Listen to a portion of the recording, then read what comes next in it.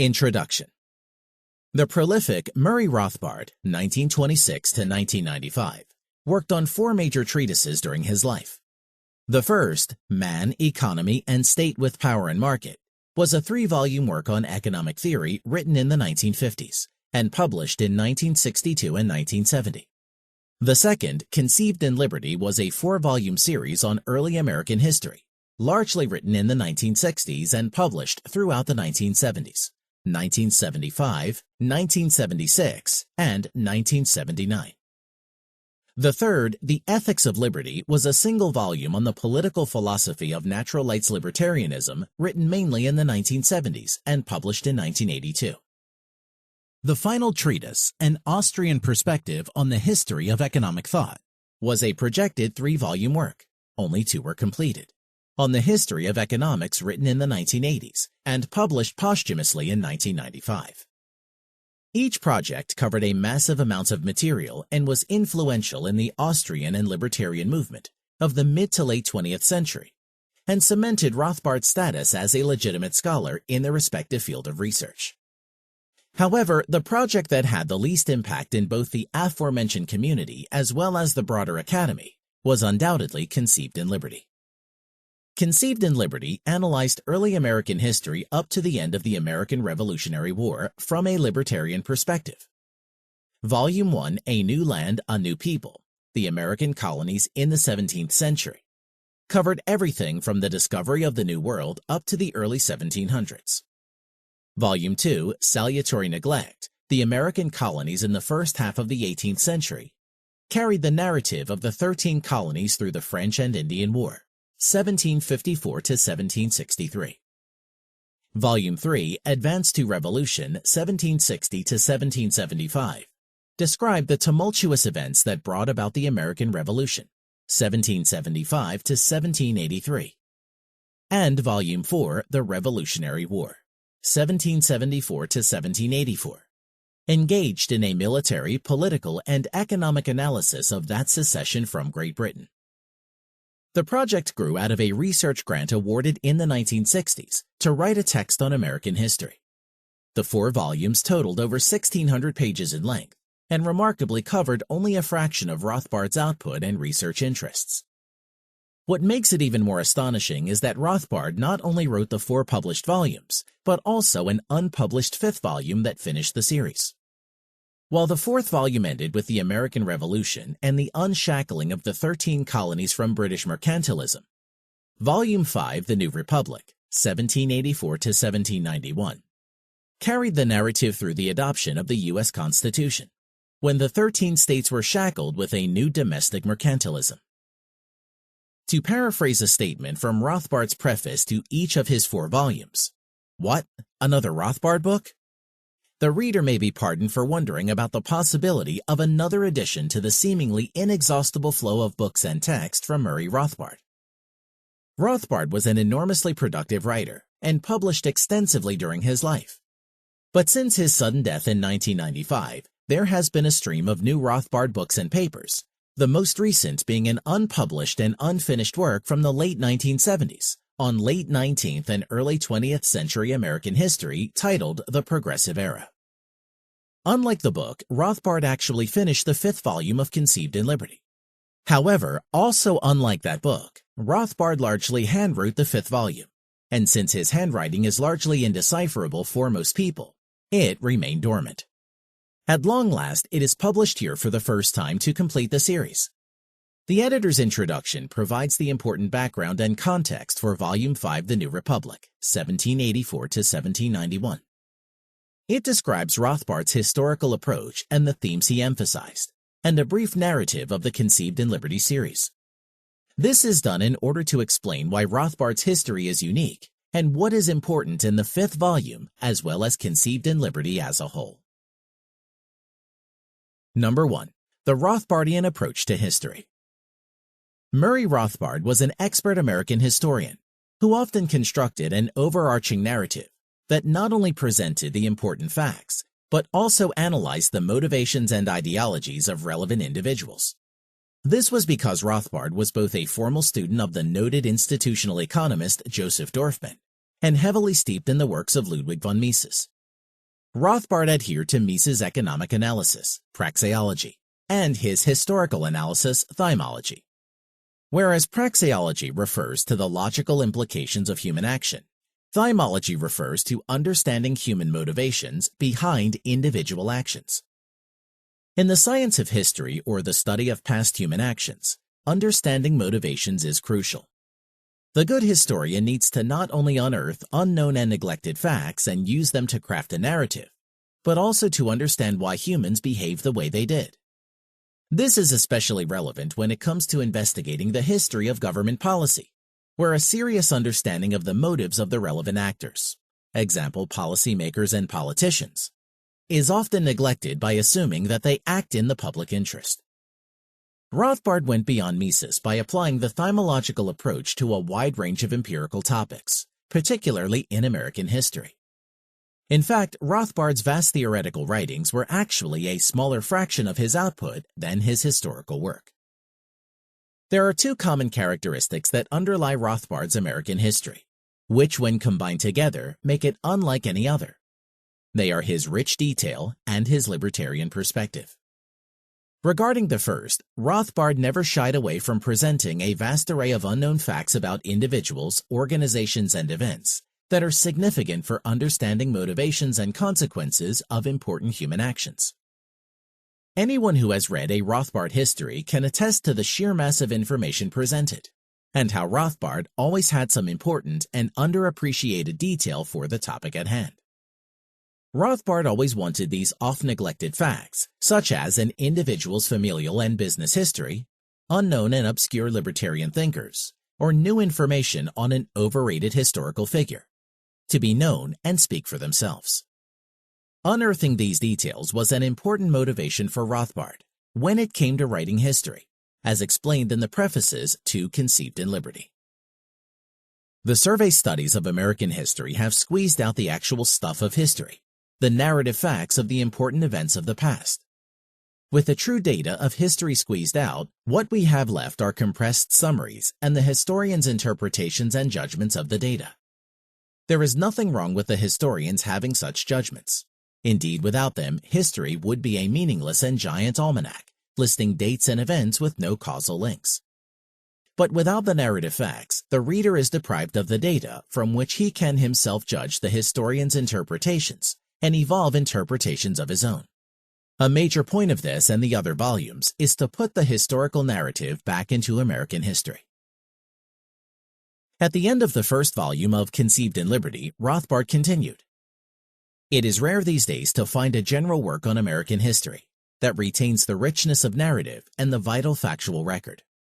Instead, while historians have written excellent monographs on specific areas, the more comprehensive works have either been brief essays presenting the author's point of view, or textbooks remarkable for the increasing skimpiness of their material.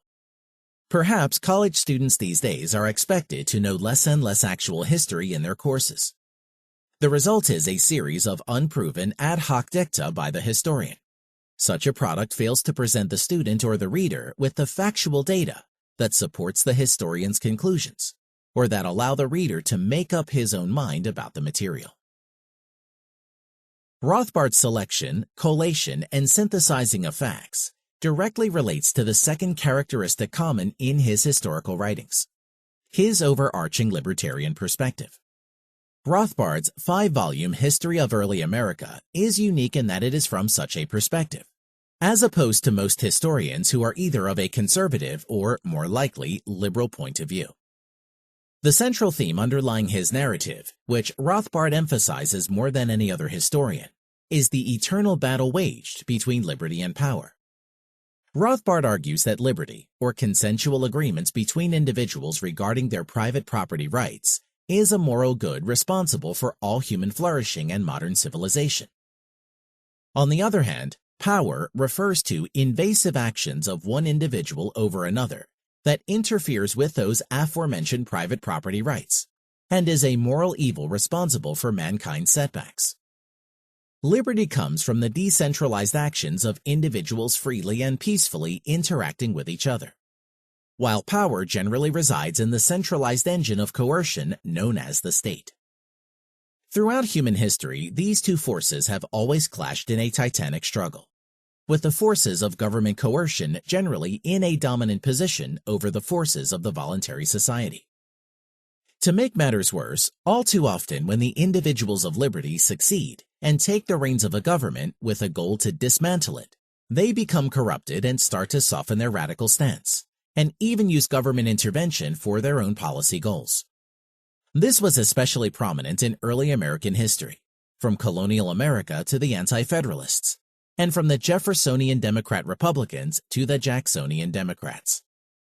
As will be shown below, while Rothbard attributed the founding, growth, and desire for independence of the American colonies to liberty, he considered the adoption of the U.S. Constitution as a triumph for power. Rothbard's iconoclastic desire to present a wide range of underappreciated facts and interpret them from a libertarian perspective explains why many of his history projects grew in length, such as Conceived in Liberty and The Progressive Era. In fact, in a neglected public interview in 1981, Rothbard explicitly linked the growth and development of both projects together. When asked by an audience member about the status of The Progressive Era, Rothbard replied, "The status is I'm in the middle of it. What happened with it, as what happens with all my books, is that they get longer as I get into it. The way I got started with my history book was that I got a small grant to write a 2-volume history of the United States. Somebody came to me and said, 'Murray, we want you to write a 2-volume history of the United States. Take the usual facts that everybody agrees on, like Lincoln was elected president, something like that, and write the libertarian interpretation of it, right? It should be a lead pipe cinch.' Okay, great. I could get it done in a year and a half. What happened was, unfortunately, I found out that 2-volume textbooks leave everything out. You can't just take the facts and put a new interpretation on them, because the facts were all left out. So I started bringing in the facts. I'd find tax rebellions in Colonial New Jersey. I can't leave that out, right? So the thing starts getting longer and longer, and I wind up with a 5-volume book on the colonial period and the rest of it dropping out." It is now time to turn from Rothbard's unique historical approach to his equally unique history of early America. Number 2, the Rothbardian perspective on early American history, from Jamestown to the Constitution. It is an extremely tall order to publish the 5th volume of a 5-volume series on early American history, 40 years after the 4th was published in 1979, and expect the reader to be able to start right where the previous volume ended. Although the latest volume can be read as a standalone book for someone well-versed in Revolutionary War history, the book was meant as a continuation of previously published material and should be treated as such. With that being said, it is an even taller order to expect the reader to first plow through over 1,600 pages of early American history in order to be able to properly read and understand the 5th volume.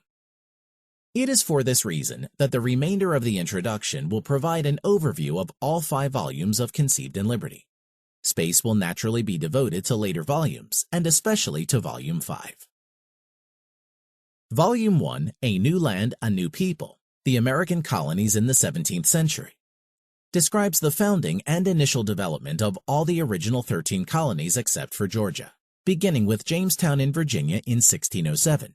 And Plymouth in Massachusetts, 1620. English settlements soon spread throughout New England and the South, and by the middle of the 17th century, the Mid-Atlantic region was conquered from the Dutch and brought under English control.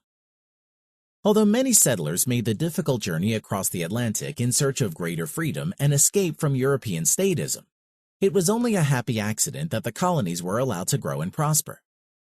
This was due to several reasons. First, the sheer abundance of unsettled land and distance from the mother country made it extremely hard to establish feudalism, although it was certainly not for lack of trying. Colonists recognized that they were the true appropriators and thus owners of the land, and this fueled them with a rudimentary libertarian understanding of private property.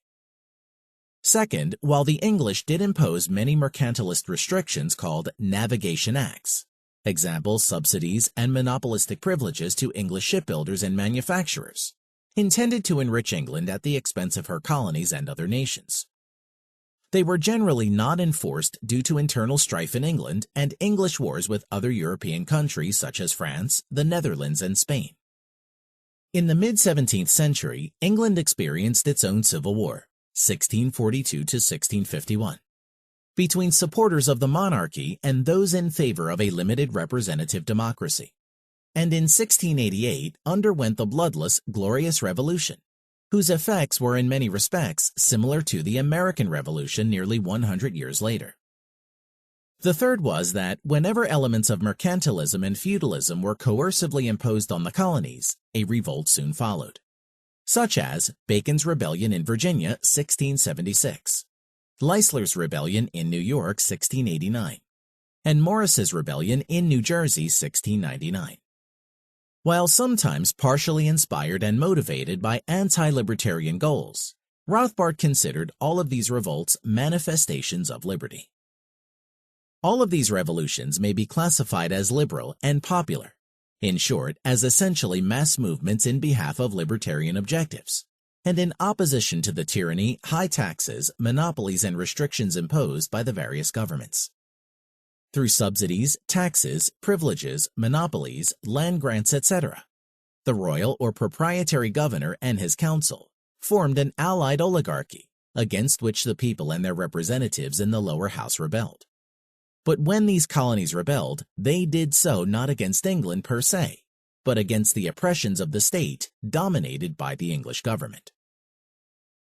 These rebellions mainly failed because their leaders too often succumbed to power and became tyrannical. And as a result, the English crown could successfully dismantle them and prop up the existing government institutions. Volume 2, Salutary Neglect, The American Colonies in the First Half of the 18th Century, carries the narrative through the middle of the 18th century and describes the continuing libertarian progression of the colonies. Here, Rothbard engages in a sectional analysis of the colonies and how they each individually and uniquely progressed. There are, however, several important common themes that bear emphasizing. The first is the enormous religious liberalization that emerged as a new rationalist enlightenment, fought back against the dominant Calvinist tradition. The Enlightenment's emphasis on man's reason and ability to discover natural law and the inner workings of the world around him led to a desire to obtain greater freedom and improve one's condition. Second, libertarian ideology spread and prospered in the colonies, with the formal theories of John Locke presented to popular audiences through the Englishmen John Trenchard and Thomas Gordon's Cato letters. It was through these writers that the bulk of the colonists learned of natural rights, the social contact, state tyranny, and the battle between liberty and power. Third, the political system of the colonies developed into a constant battle between the royally appointed governor and council, the upper house, on one side, and the democratically elected assembly or lower house on the other side. This friction made the colonists suspicious of entrenched oligarchy and inclined toward democracy and greater political representation. Thus, on the contemporary political spectrum, while the right represented conservative oligarchs who wished to maintain the traditions of mercantilism and feudalism, the left represented the radical forces who desired greater freedom and independence from state depredations. In addition, while Great Britain, formed out of the 1707 union between England and Scotland, was beginning to establish herself as a European superpower and enjoyed stable government at home, she still did not adequately enforce the Navigation Acts in the growing colonies. This was due to the conscious policy of salutary neglect, practiced by the liberal Whig leaders, the Prime Minister Robert Walpole, and the Secretary of State for the Southern Department, the Duke of Newcastle, Thomas Pelham. Against a recalcitrant and easily corruptible Whig party, Walpole and Newcastle realized that the best way for the colonies to grow and prosper, which in turn would benefit Great Britain, was to practice a hands-off approach and let the colonies spontaneously develop. This extremely beneficial policy ended, however, with the French and Indian War, 1754 to 1763. New France in the present-day Midwest and Canada was always, and still is by many historians, portrayed as an aggressive power that could not peacefully coexist with the English colonies. In reality, with its far greater population and alliances with the hostile Iroquois, the English were the true aggressors and imperialists. When Walpole died in the early 1740s and Newcastle's power gradually eroded, the aggressive war party in England and their colonial agents were able to force a costly war and impose conscription and the quartering of soldiers on a reluctant and resistant public. By the end of the war, Great Britain was the undisputed superpower in both North America and Europe, and was all too eager to foist upon their hapless colonial subjects the previously unenforced Navigation Acts, along with new taxes. Volume 3, Advance to Revolution, 1760 to 1775, furthers the study through the tumultuous years after the French and Indian War. Great Britain, unchallenged in its hegemony and covetous of funds to maintain its imperial dominion and protect its ungrateful colonists, could finally enact its grand design. With the liberal Whigs out of power and the warmongering Tories in control, Great Britain, supported by the new King George III, would station its troops in the colonies during peacetime, enforce the Navigation Acts, restrict Western settlement to stunt growth, and institute new parliamentary taxation.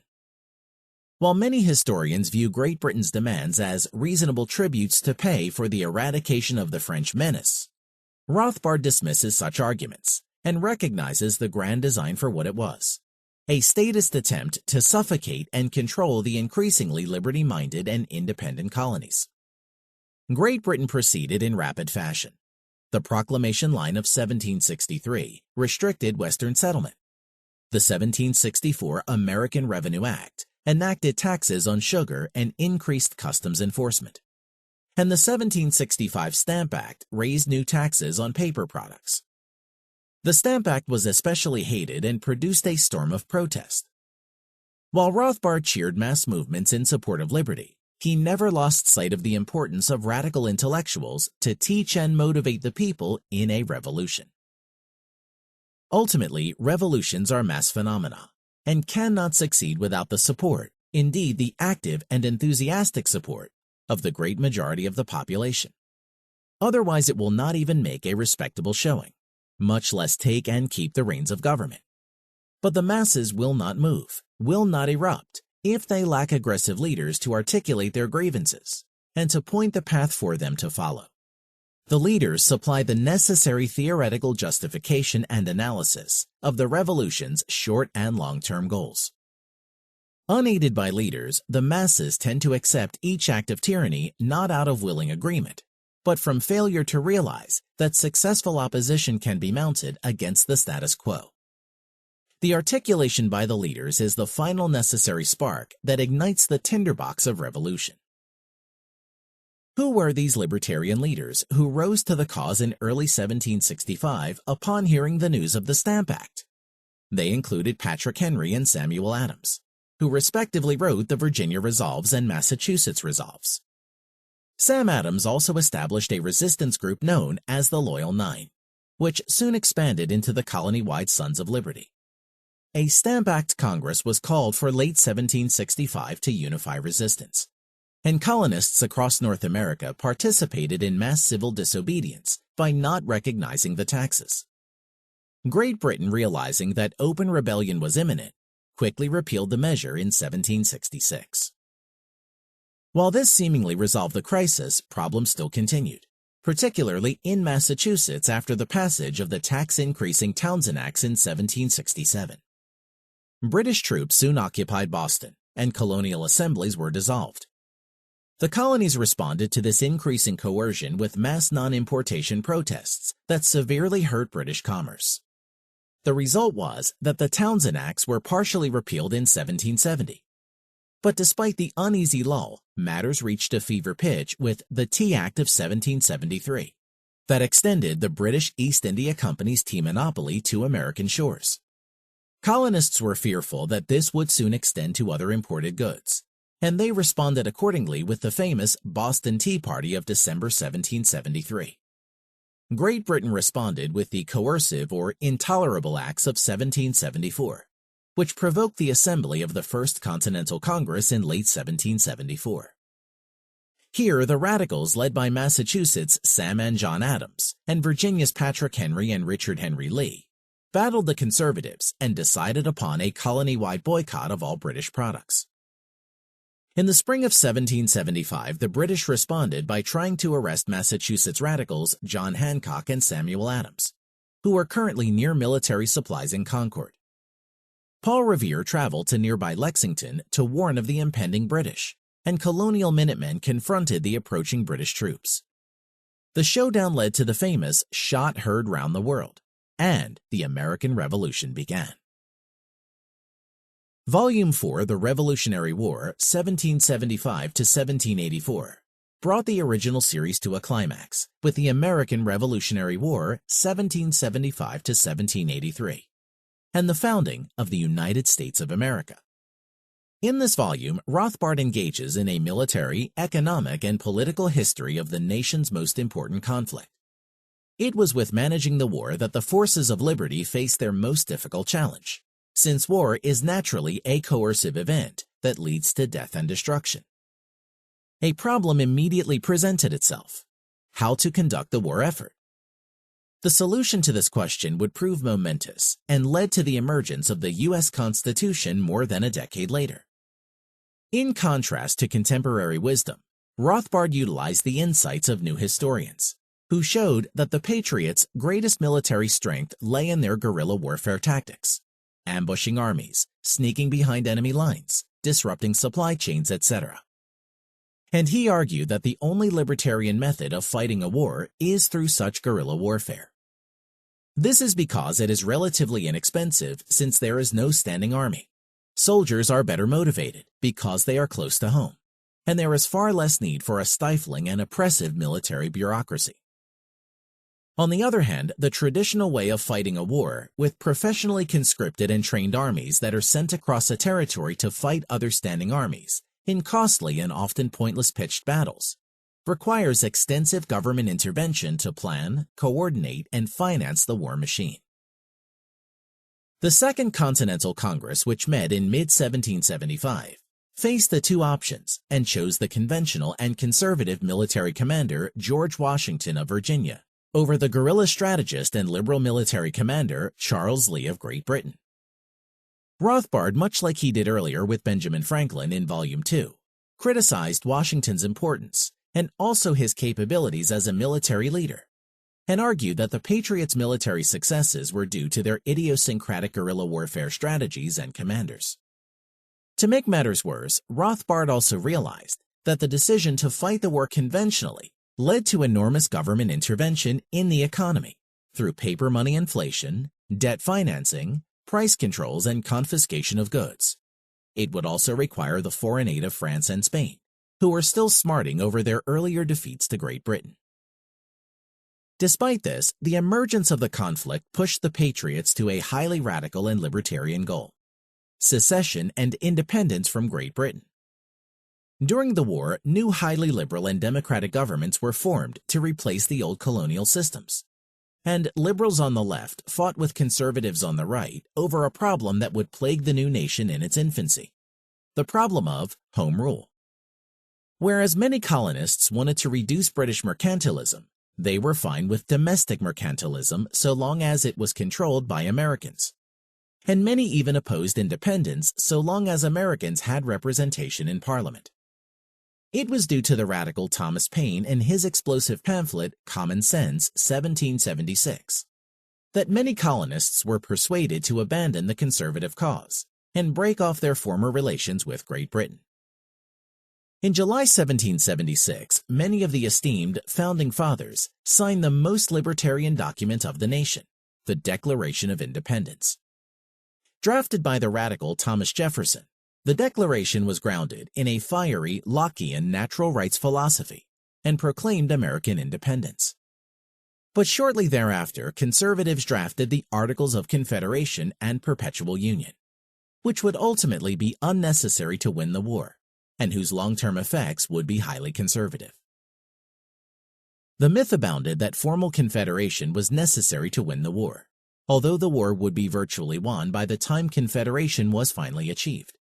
The war was fought and won by the states informally, but effectively united in a Continental Congress. Fundamental decisions, such as independence, had to be ratified by every state. There was no particular need for the formal trappings and permanent investing of a centralized government, even for victory in war.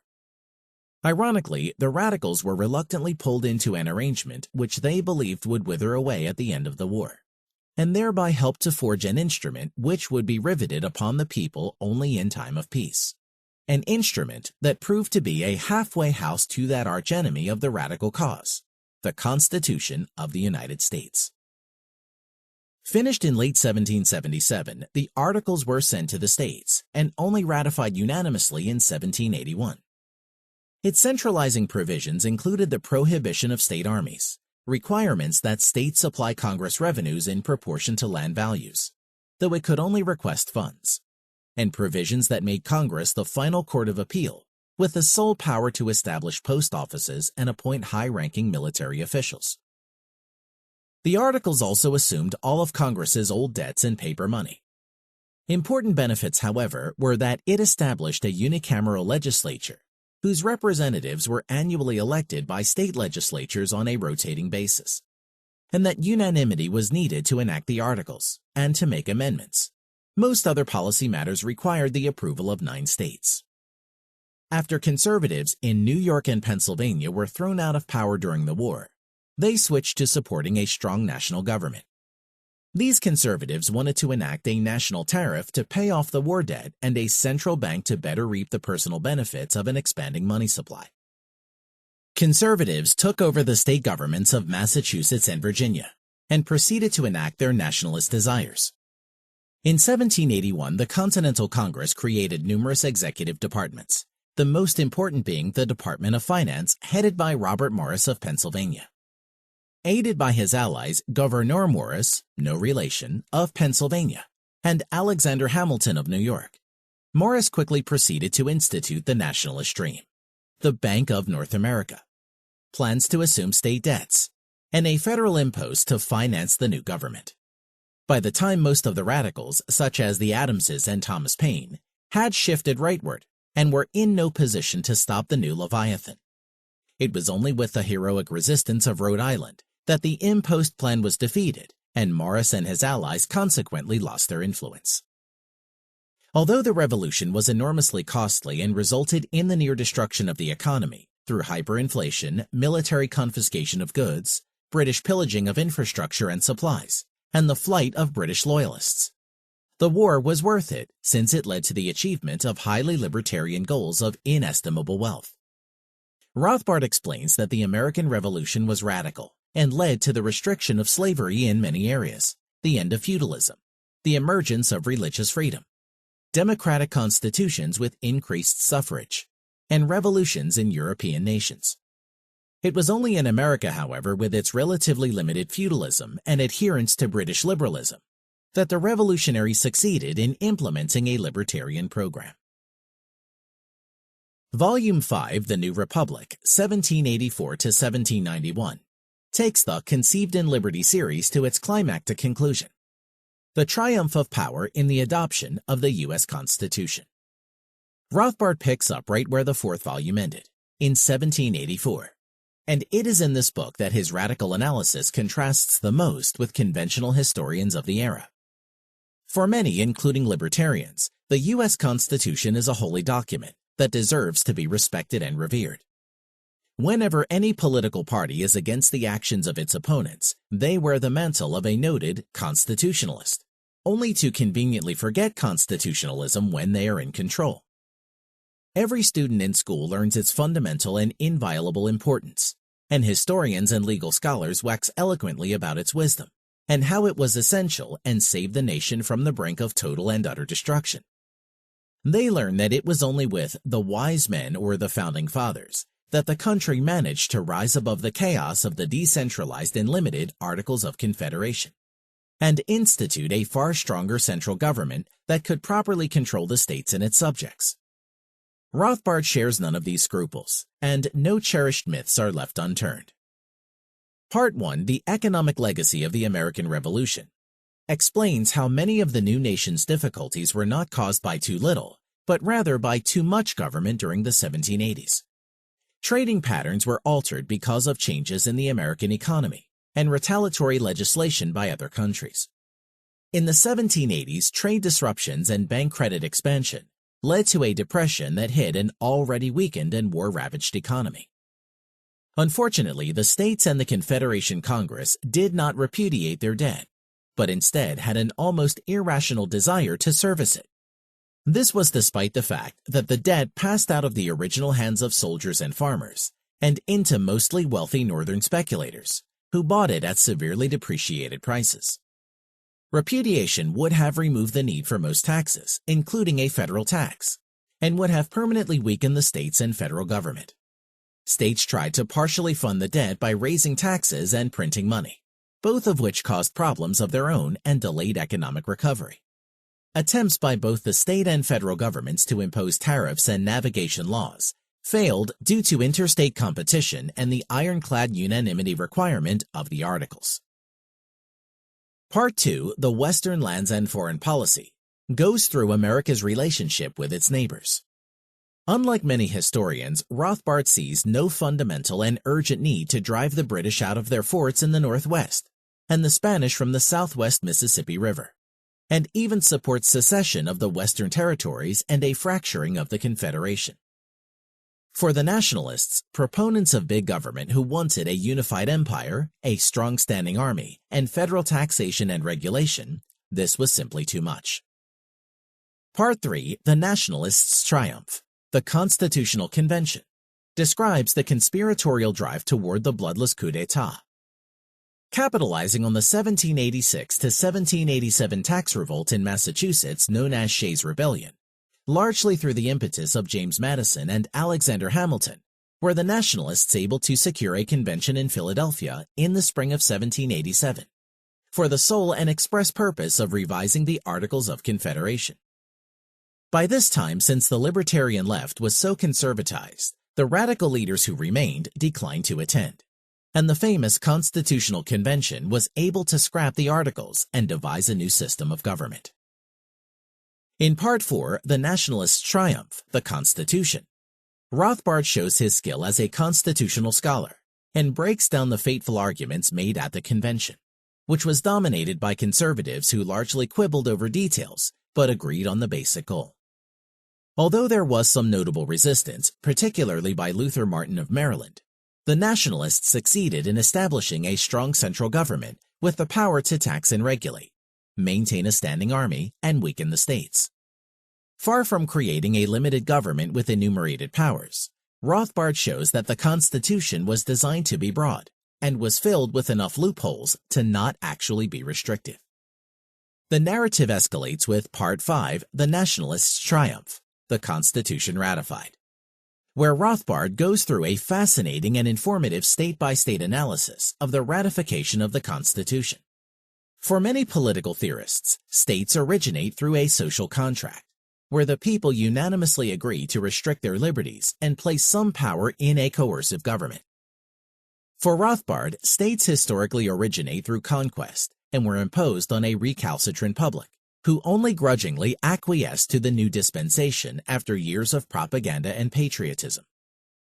Rothbard shows that, although the U.S. Constitution did not emerge through a bloody war, it was still coercively imposed on the majority of the public. The Nationalists, who by now cleverly called themselves Federalists, allowed no compromise and said the Constitution would have to be accepted as it stood. They also castigated their opponents as anti-federalists, who were the true radical liberals and torchbearers of the American Revolution, and supporters of real decentralized federalism. The Federalists managed to win the majority of delegates in each state convention through newspaper propaganda, bribery, malapportionment of delegates, threats of secession, hostile retaliatory trade legislation on resistant states, and the broken promise of restrictive amendments. Patrick Henry led a valiant stand against the Constitution in Virginia, and in New York the Clintonians, led by Governor George Clinton, proved to be formidable opponents.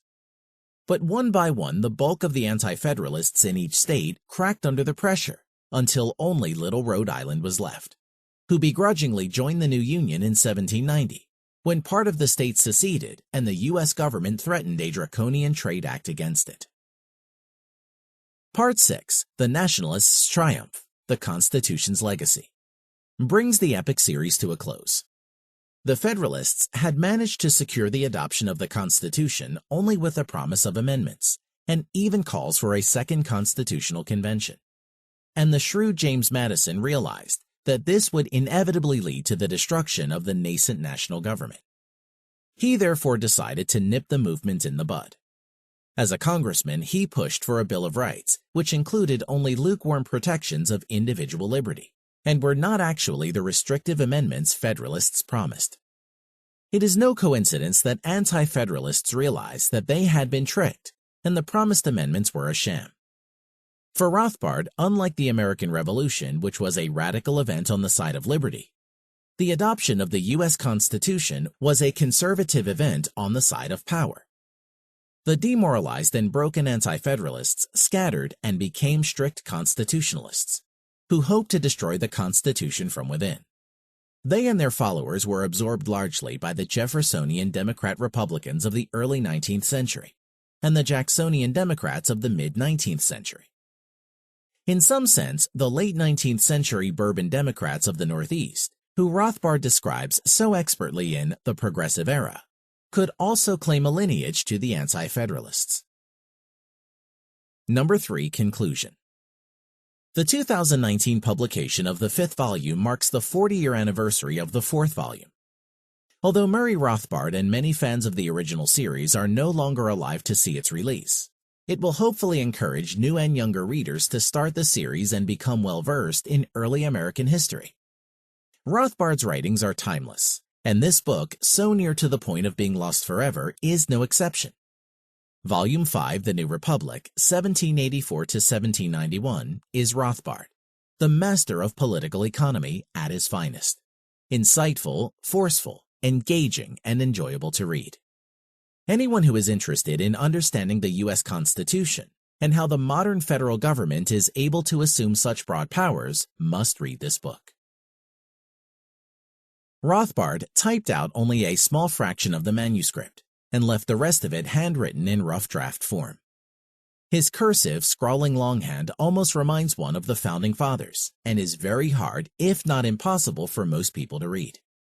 I am indebted to Barbara Pickard, archivist of the Mises Institute, and Judy Thomason, managing editor of the Mises Institute, for helping me in the initial stages of this project. Were it not for their encouragement and assistance, I would have given up long ago. As editor, I have, albeit imperfectly, done my best to read the handwritten pages, edit the entire manuscript, and track down and cite all of the material. To keep its format similar to the original Conceived in Liberty series, I added the opening quotes to the book, divided it into parts, and added sectional titles. I have not written a bibliographical essay, but instead continued to footnote citations Rothbard had included in the manuscript, and provided a simple bibliography of all the material cited.